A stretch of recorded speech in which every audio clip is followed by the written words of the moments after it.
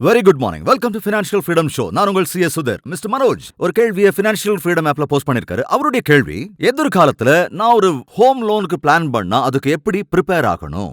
S, எல்லாருக்குமே சொந்த வீடு வாங்கணுங்கிற கனவு இருக்கும். எல்லாருக்குமே அந்த கனவு வீடு கட்டாயமா இருக்கும். ஆனா இன்னைக்கு ஒரு வீடு வாங்குற அளவுக்கு பணத்தை சேர்க்கிறதுங்கிறது உண்மையிலேயே ரொம்ப கஷ்டமான விஷயம் தான், ரைட்? சோ பெரும்பாலானவங்க ஒரு 80%, 70%, 60% ஒரு லோன் வாங்குவாங்க அந்த ப்ராப்பர்ட்டி வாங்குறதுக்கு. ஒருவேளை நான் ஒரு 1 கோடி ரூபாய் மதிப்புள்ள வீட்டை வாங்குறேன்னா 80 லட்சமோ 70 லட்சமோ 60 லட்சமோ நான் லோன் வாங்கி தான் வீட்டை வாங்க முடியும். சோ நவ் நீங்களும் எதிர்காலத்துல அந்த மாதிரி ஒரு வீடு வாங்கணும்னு இப்ப பிளான் பண்ணீங்கன்னா நீங்க சில முக்கியமான விஷயங்களை கன்சிடர் பண்ணி ஆகணும். நம்பர் 1, நீங்க ஒருவேளை salaried பர்சனா இருந்தா நீங்க செய்ய வேண்டியது, நீங்க உங்களுடைய சேலரிய பேங்க் மூலமா தான் வாங்கணும். இன்னைக்கு ஹோம் லோன் வாங்க நினைக்கிற நிறைய salaried பர்சன்ஸை பொறுத்த வரைக்கும் ஒரு கன்சிஸ்டன்டான ஸ்டேபிளான இன்கம் வருது அப்படிங்கறதுக்கான ப்ரூஃபை காட்ட முடியாத நிலைமையில தான் இருக்கிறாங்க. பிகாஸ் அவங்களுடைய சேலரிய செக் மூலமாவோ அல்லது அவங்க சேலரிய கேஷாவோ அல்லது அவங்க செக்கை வேற வேற பேங்க்ல போடுறது மூலமாவோ இந்த மாதிரி விஷயங்கள்லாம் கண்டிப்பா ஒரு லோன் கொடுக்குற அளவுக்கு நல்ல சிக்னலா பேங்கரை பொறுத்த வரைக்கும் இருக்கவே இருக்காது. ரிமெம்பர்,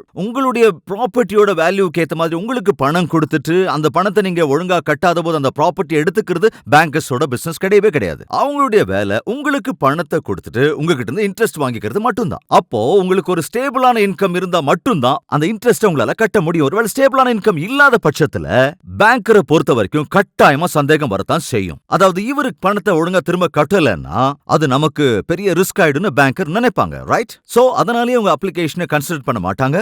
ஏன்னா ஒரு ஸ்டேபிளான இன்கம் சோர்ஸ் நீங்க காட்டாததால. தென் நீங்க மறக்க கூடாத ரெண்டாவது முக்கியமான விஷயம் என்னன்னா, நீங்க ஒரு செல்ஃப் எம்ப்ளாய்டா இருந்தா, உதாரணத்துக்கு நீங்க ஒரு சொந்தமா பிசினஸ் பண்ணிக்கிட்டு இருந்தாலோ நிறைய பேர் என்ன பண்றாங்கன்னா டாக்ஸ் கம்மியா கட்டணுங்கிறதுக்காக அவங்களுடைய உண்மையான இன்கம் ஐடி ரிட்டர்ன்ஸ்ல காட்டுறது இல்ல. அதுதான் பல பேர் செய்யற ரொம்ப பெரிய தப்பு. ஞாபகத்துல வச்சுக்கோங்க, டாக்ஸ் பே பண்றது தப்பான விஷயம் இல்ல. நீங்க நல்லா ஏர்ன் பண்ணிக்கிட்டு இருக்கும்போது அந்த வருமானத்துக்கு ஏத்த டாக்ஸ் கட்ட வேண்டியது ரொம்ப அவசியம் இல்லையா?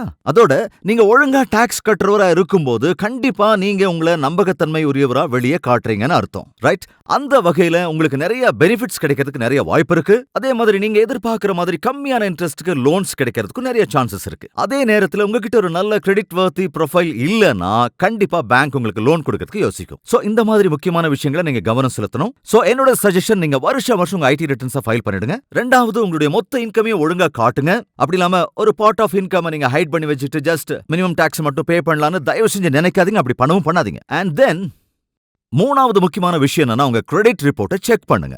அட்லீஸ்ட் 3 மாசத்துக்கு ஒரு தடவையாவது, ரைட்? காரணம் என்னன்னா, பெரும்பாலான நேரங்கள்ல உங்க கிரெடிட் ரிப்போர்ட்ல ராங் என்ட்ரிஸ் வரதுக்கு நிறைய சான்சஸ் இருக்கு. அதாவது நீங்க வாங்காத லோன் எல்லாம் உங்க கிரெடிட் ரிப்போர்ட்ல ரிஃப்ளெக்ட் ஆகும்.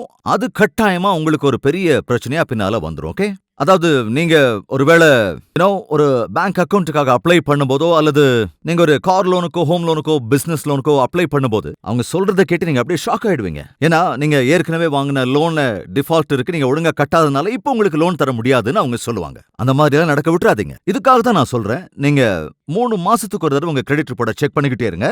அப்பதான் உங்க கிரெடிட் ரிப்போர்ட் எப்படி இருக்குங்கிற கிளாரிட்டி உங்களுக்கு கண்டிப்பா இருக்கும். உங்களுக்கு லோன் கிடைக்குமான்னு தெரிஞ்சுக்கலாம். அல்லது இந்த மாதிரி தவறான என்ட்ரிஸ் ஏதாவது இருந்தா அதையும் நாம கரெக்ட் பண்ணிக்கலாம். அல்லது இன்கேஸ் நீங்களே வாங்கின லோன்ல ஏதாவது டிஃபால்ட்ஸ் இருந்தா கூட நீங்க திரும்ப போய் அதை கிளியர் பண்ணிட்டு உங்களுடைய கிரெடிட் ரிப்போர்ட்டை திரும்பவும் கிளீனா வச்சுக்க முடியும்.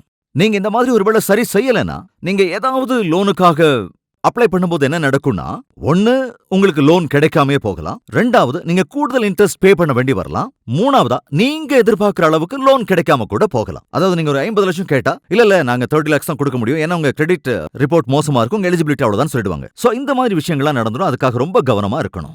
சோ ஒரு ஹோம் லோனுக்கு அப்ளை பண்றதுக்கு எங்கிட்ட இன்னொரு சொல்யூஷன் கூட இருக்கு. அதாவது எந்த ஒரு அக்ரிமெண்ட்டையும் நீங்க சைன் பண்றதுக்கு முன்னால ஒரு ப்ரீ அப்ரூவ்ட் லோனுக்கு நீங்க அப்ளை பண்ணலாம். இதுல இன்னும் நீங்க தெரிஞ்சுக்கணும்னு விரும்புனீங்கன்னா ப்ரீ அப்ரூவ்ட் லோனை பத்தி அடுத்த எபிசோட்ல டீடைலா பார்க்க போறோம். அதுல ஏதாவது நீங்க தெரிஞ்சுக்க விரும்புனீங்கன்னா அதை ஃபினான்ஷியல் ஃப்ரீடம் ஆப் மூலமா எனக்கு தெரியப்படுத்துங்க. சோ அடுத்த எபிசோட்ல இந்த ப்ரீ அப்ரூவ்ட் லோனை பத்தி இன்னும் தெளிவாவே நம்ம பேசலாம். ஃபினான்ஷியல் ஃப்ரீடம் ஆப்பை நீங்க பிளே ஸ்டோர் மூலமாவோ அல்லது ஆப் ஸ்டோர் மூலமாவோ டவுன்லோட் பண்ணி உங்க கொஸ்டினை போஸ்ட் பண்ணுங்க. இன்னும் நிறைய விஷயங்களோட அடுத்த எபிசோட்ல சந்திக்கலாம். தேங்க்ஸ் ஃபார் வாட்சிங். Be wise, get rich.